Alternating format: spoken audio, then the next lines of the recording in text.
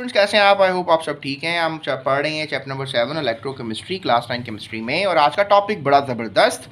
आज बताएंगे आपको इलेक्ट्रोप्लेटिंग ऑफ क्रोमियम, राइट। और इलेक्ट्रोप्लेटिंग ऑफ क्रोमियम आपको सिखाएंगे।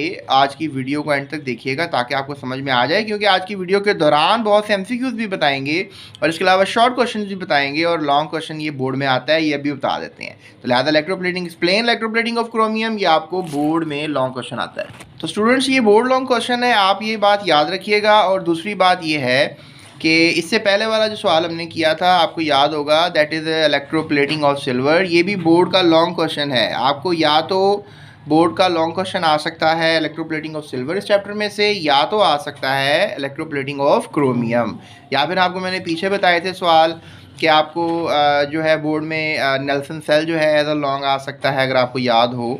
और इसके अलावा मैंने आपको डाउन सेल भी बताया था कि ये इसमें सोडियम मेटल की जो है फ्यूज एनएसीएल की जो है इलेक्ट्रोलिसिस होती है, मतलब नमक को पिघला के जो है हम इसे सोडियम मेटल हासिल करते हैं बेसिकली। तो ये मैंने आपको लॉन्ग क्वेश्चन के तौर पे बताया था। इसके अलावा ये डिफरेंस भी आ सकता है, इलेक्ट्रोलिटिक गैल्वेनिक सेल में क्या फ़र्क है, ये भी लॉन्ग आ सकता है। और इसके अलावा पीछे मैंने डेनियल सेल करवाया था आपको, वो भी एज अ लॉन्ग क्वेश्चन आपको पूछा जा सकता है। आप कहेंगे सर सारी लॉन्ग बताई जा रहे हैं आप, बहरहाल ये भी लॉन्ग क्वेश्चन आ सकता है, इलेक्ट्रोलिसिस ऑफ वाटर। तो लिहाजा बड़े बड़े डोमिनेंट किस्म के क्वेश्चन हैं इस चैप्टर के अंदर जो हमें लॉन्ग क्वेश्चन के तौर पे तैयार करने हैं। इसके अलावा अगर आप पूछें मुझे सर और क्या लॉन्ग आ सकता है, तो मैं आपको ये नॉमिनेट करूँगा, oxidation rules for assigning oxidation number वाला। तो ये टोटल आपको मैंने अभी जो लॉन्ग बताए हैं यही इस चैप्टर से लॉन्ग अभी तक आए हैं और आ सकते हैं। तो ये डोमिनेंट लॉन्ग है, तो लिहाजा ये आप सब ने जो है वो तैयार कर लेने, ठीक है जी। अभी मैं आपसे जो बात कर रहा हूँ आज के टॉपिक में वो होगी इलेक्ट्रोप्लेटिंग ऑफ क्रोमियम। हमने लास्ट लेक्चर में सीखा इलेक्ट्रोप्लेटिंग ऑफ सिल्वर, तो आज के हम लेक्चर में सीखेंगे कि आखिर क्रोमियम को अब चढ़ाना चाह रहे हैं आप किस पर। Okay, let's just take the दादी अम्मा का चम्मच वंस अगेन। दादी अम्मा के चम्मच पे इस दफ़ा हम जो है, चले छोड़ें। आपको याद होगा वो मोटरसाइकिल का जो सलेंसर होता है वो बड़ा खूबसूरत सा क्रोम हुआ होता है। आप अमूमन कहते हैं कि जी मोटरसाइकिल का सलेंसर है वो क्रोम हो गया हुआ है। तो अब मोटरसाइकिल का सलेंसर लेंगे जी इस दफ़ा और उसके ऊपर हम क्रोमियम की कोटिंग करेंगे, right. So let's move towards the explanation. तो स्टूडेंट्स अब सबसे पहले क्या करना होगा, हेडिंग लिख लेते हैं टॉपिक। तो स्टूडेंट्स याद रखिएगा इलेक्ट्रोप्लेटिंग ऑफ क्रोमियम में आपने सबसे पहले तो क्रोमियम का सिंबल याद करना है, so that is CR, right.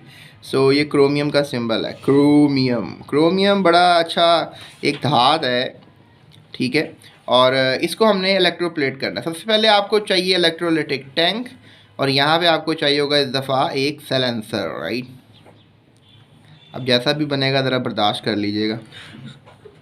Okay, सो ये बन गया सैलेंसर। और यहाँ पे अब इस बार वैसे आपको याद होगा इस दफ़ा हमने इसको सैलेंसर को क्या बनाएंगे, कैथोड।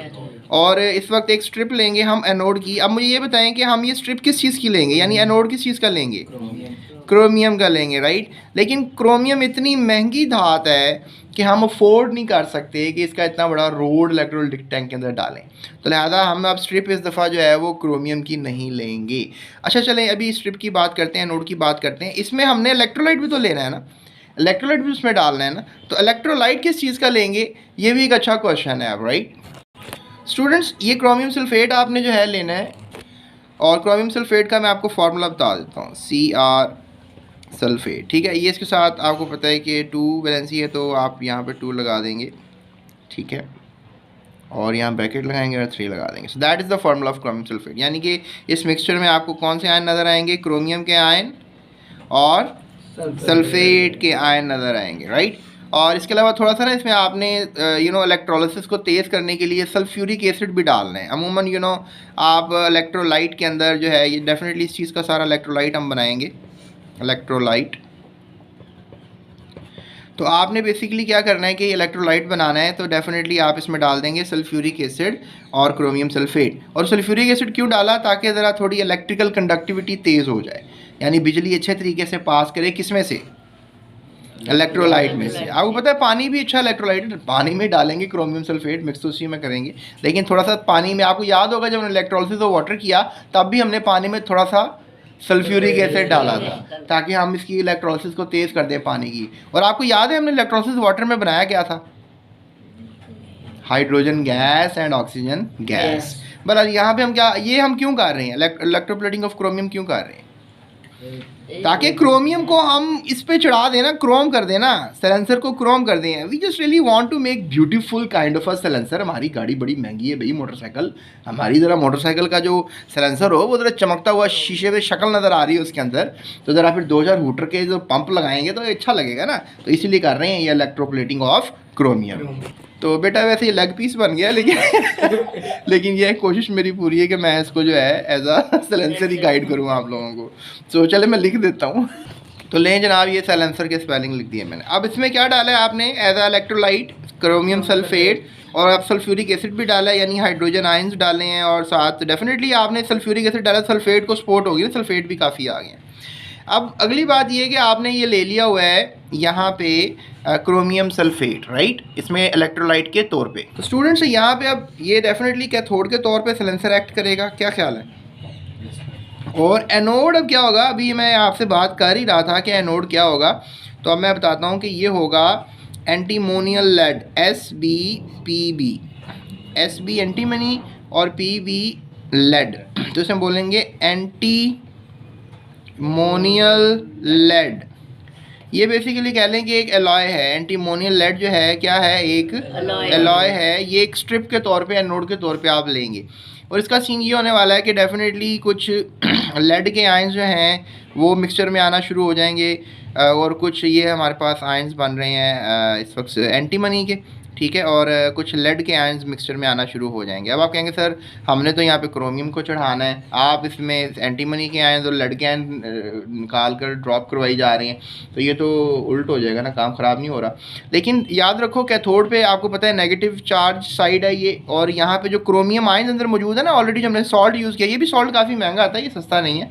तो जो क्रोमियम आयन है बेसिकली जो सॉल्ट हमने इसमें मिक्स करके इलेक्ट्रोलाइट के तौर पर डाला है, ये सारा सॉल्ट क्रोमियम जो है इसके ऊपर चिपकना शुरू हो जाएगा।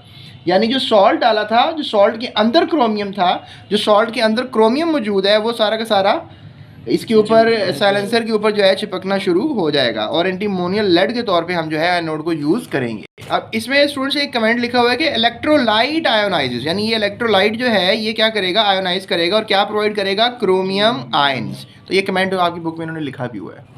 और फिर ये रिड्यूस हो जाएगा डेफिनेटली और डिपॉजिट कर जाएगा कैथोड पर। अब डेफिनेटली मैं आपको कुछ ज़रा यहाँ पे करके दिखाता हूँ आयनाइजेशन का प्रोसेस आखिर कैसे हुआ। तो यहाँ पे आप देख सकते हैं कि जो क्रोमियम है इसके, और ये सल्फेट है, ठीक है, अब इसको आपने आयनाइज करना है। डेफिनेटली इस पानी में डाला ना आपने इसको, तो आपने इसको पानी में डाल दिया, तो अब क्रोमियम के आयंस बन गए Cr+3, 2 बनेंगे ना यहाँ पे। तो और इसके साथ आपको सल्फेट के कितने आयंस मिलेंगे, 3 आयंस मिलेंगे, ठीक है, सल्फेट -2 होता है। सो ये आपको आयंस मिलेंगे। ये अब आयनाइजेशन है, इसको भूलिएगा ना, राइट। सो ये आयंस इस वक्त आपको मिलेंगे किसमें, सॉल्यूशन में, जो अभी आपको मैंने बनाकर दिखाए थे। उसके बाद अगर आप बात करें कि सर क्या हो रहा है इलेक्ट्रोड्स पर, यानी एनोड पे क्या हो रहा है, कैथोड पे क्या हो रहा है, आपने पिछले सिल्वर की इलेक्ट्रोप्लेटिंग में भी बताया था कि एनोड कैथोड पे क्या हो रहा है। तो अभी मैं आपको बताता हूँ कि एट एनोड क्या हो रहा है, और फिर डेफिनेटली एट कैथोड भी कुछ ना कुछ हो रहा होगा। तो एनोड पे तो आपको एक बात तो दिमाग में बिठा लेनी चाहिए कि एनोड में हमेशा क्या होती है, ऑक्सीडेशन होती है, और कैथोड पे क्या होती है, रिडक्शन होती है। अब ये अगर एरो है, ऑक्सीडेशन होगी तो इलेक्ट्रॉन यहाँ लिखे जाएंगे ना हेड के पास, और रिडक्शन है तो इलेक्ट्रॉन कहाँ लिखे जाएंगे, एरो की टेल के पास लिखे जाएंगे। तो लिहाजा अब अगर ऑक्सीडेशन हो रही है तो the very big question comes in कि इलेक्ट्रॉन्स कौन सी बॉडी दे रही है यहाँ पे। तो याद रखो ये जो हाइड्रोक्सी आयंस हैं ये इलेक्ट्रॉन्स दे रहे हैं, और हाइड्रोक्सी आयंस कन्वर्ट होते जा रहे हैं वाटर में, और डेफिनेटली 2 मोल वाटर जो है वो बन जाएगा। हाइड्रोक्सी आयंस जो पानी में डाले ना आपने, पानी को आयनाइज किया है वहाँ से, और ऑक्सीजन गैस पैदा होगी। याद रखो एनोड पे जो है ऑक्सीजन गैस पैदा हो रही है, राइट, ये आपने दिमाग में रखना है। और इसके साथ कितने इलेक्ट्रॉन्स निकल रहे हैं, 4 इलेक्ट्रॉन्स निकल रहे हैं, राइट। अभी 4 इलेक्ट्रॉन्स जो है आपको पता है ये सारे इलेक्ट्रॉन यहाँ से इसको बैटरी से कनेक्ट किया हुआ है हमने इन दोनों को ना, इसको नेगेटिव साइड पे कनेक्ट किया हुआ है और इसको पॉजिटिव साइड पे कनेक्ट किया हुआ है। और यहाँ पर अब क्या हो रहा है कि सारे इलेक्ट्रॉन निकल कर बैटरी में आ रहे हैं, फिर बैटरी से निकल कर कैथोड पे जमा हो रहे हैं।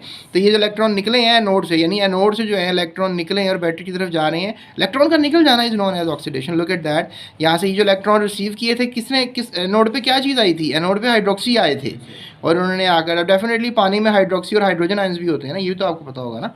सो ये हमारा सीन हो रहा है, यानी हाइड्रोक्सी आयंस क्या हो रहे हैं, ऑक्सीडाइज हो रही हैं। सो ऑक्सीडेशन हो गई। अब हम बात करते हैं रिडक्शन की, आखिर क्या हो रहा है, रिडक्शन किसकी हो। डेफिनेटली यहाँ पर हमारे पास जो है आ रहे हैं क्रोमियम के आयंस। तो क्रोमियम के आयंस आकर क्या ले रहे हैं, इलेक्ट्रॉन्स को ले रहे हैं, ठीक है।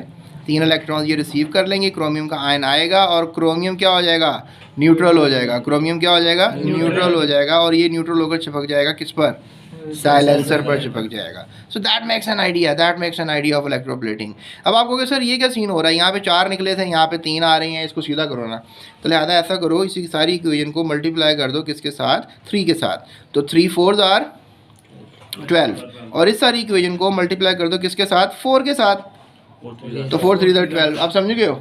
तो लिहाजा इस तरह फिर इक्वल हो जाएगा। तुमको सर ये आपने कौन सी बात बता दी, ये बुक में तो तुम्हारे नहीं है, लेकिन मैंने तुम्हें इसलिए बताई कि तुम्हें पता लगे इलेक्ट्रॉन बैलेंस इस तरीके से हो रहे होंगे। ठीक है, वो बातें छोड़ दो। अब ये क्या होगा, अब मैं आखिरी बातें करता हूँ इस टॉपिक की। मैंने आपको सिखा दिया क्या केमिस्ट्री है इलेक्ट्रोप्लेटिंग ऑफ क्रोमियम की। इसमें एक खास बात ये हुई है कि इसमें उन्हें एंटीमोनियल लेड लिया, हमने क्रोमियम का इलेक्ट्रोड नहीं लिया, क्रोमियम का एनोड नहीं लिया हमने, बल्कि एंटीमोनियल लेड का इलेक्ट्रोड लिया। एक बात। दूसरी बात, हमने क्रोमियम सल्फेट इलेक्ट्रोलाइट के तौर पर यूज़ किया है। और तीसरी बात अभी जो मैं करूंगा वो बड़ी इंपॉर्टेंट है। बहरहाल अभी ये जो मैंने आपको बता दिया कि ऑक्सीडेशन रिडक्शन किस किस चीज़ की हो रही है, ये भी आपने याद रखनी है, राइट। अब हम बात करते हैं आपसे कि आखिर तीसरी तगड़ी बात क्या है इस टॉपिक की। स्टूडेंट्स, ये जो हमने सिलेंसर लिया था, ये जो सिलेंसर हमने लिया था, what ever the shape of the silencer is, तो ये जो सिलेंसर हमने लिया था, ये सिलेंसर स्टील का था, लेट्स से दैट। ये किसका था, स्टील का हमने लिया, आयरन का नहीं, लेट्स से दैट। हालांकि स्टील इज बजाते खुद इज़ अ गुड किस्म का एलॉय और उसको रस्टिंग नहीं होती है एज सच, लेकिन फिर भी हम लोअर क्वालिटी स्टील भी तो ले सकते हैं ना। तो स्टील लिया हमने। अब याद रखना कि क्रोमियम डायरेक्ट इसके ऊपर चिपक ही नहीं सकता, स्टील के ऊपर क्रोमियम चिपक नहीं सकता। यानी आप स्टील का सिलेंसर पानी में इसमें इलेक्ट्रोलाइट में डाल दो और तुमको कि क्रोमियम चिपकना शुरू हो जाए, तो ये पॉसिबल नहीं है। तो लिहाजा क्या सीन करने वाले हो तुम लोग, राइट, ये मैं आपको अब बताने लगा हूँ। तो लिहाजा मैं बताना ये चाह रहा हूँ कि पहले क्रोमियम की प्लेटिंग नहीं करनी, पहले हमने टैंक लगाना है, सिलेंसर डालना है इसके अंदर, और हमने पहले प्लेटिंग करनी है निकल की या कॉपर की। अब तुम कहोगे सर एक नया पेंडोरा बॉक्स ओपन कर रहे हो यहाँ पे, लेकिन मैं कर नहीं रहा, मैं बता रहा हूँ ना, सिखा रहा हूँ। लेकिन बस ये बात बता रहा हूँ कि पहले प्लेटिंग किसकी होगी, निकल की या कॉपर की। यानी ये इस वक्त ऑलरेडी जो है ना, इसके ऊपर निकल लगा हुआ है या इसके ऊपर जो है वो क्रोमियम इसके ऊपर जो है कॉपर लगा हुआ है। तो स्टूडेंट्स, अब मैं आपको क्या बताना चाह रहा हूँ यहाँ पे आखिर में, कि जो आपके पास स्टील होगा, लेट्स से दैट ये स्टील है, तो स्टील के ऊपर आपने पहले किसकी प्लेटिंग करनी है, निकल की। हाँ, ये निकल को समझ ले, निकल की प्लेटिंग है या फिर ये कॉपर की प्लेटिंग पहले करनी है। क्यों करनी है, क्योंकि अगर आपके पास स्टील है और उसके ऊपर आपने क्रोमियम की प्लेटिंग कर दी है, लेट्स से दैट आपने स्टील के ऊपर जो है क्रोमियम की प्लेटिंग कर दी है, तो मॉइस्चर जो है वो अंदर चला जाता है। मॉइस्चर से मुराद है कि वाटर। तो फिर वो ये फ्लेक्स उतर जाते हैं क्रोमियम के ना, जिस तरह पेंट उतर जाता है दीवार से, तो ऐसे क्रोमियम उतर जाता है। तो अगर आप चाहते हैं एडहेजन, एडहेजन मीन चिपकना, क्या लफ्ज़ है ये, एडहेजन का मतलब चिपकना है। अगर आप चाहते हैं कि अच्छी एडहेजन हो, यानी क्रोमियम ज़बरदस्त मजबूत तगड़े दमदार तरीके से जो है वो चिपक जाए, तो फिर आपने निकल की पहले प्लेटिंग करनी है, और निकल की प्लेटिंग के बाद जो है आपने क्या करनी है, क्रोमियम की प्लेटिंग करनी है। लिहाजा आप जो है अब कर देंगे ऊपर से निकल की प्लेटिंग। ये मैंने थोड़ा कलर चेंज कर दिया, तो लिहाजा अब ऊपर आपको पहले निकल की प्लेटिंग की है, फिर मैंने ऊपर कर दी क्रोमियम की। तो ये देर तक रहेगी, ये लॉन्ग लास्टिंग रहेगी। और मैं आपको एक लफ्ज़ लिखने लगा हूँ, सिल्वरी अपीयरेंस।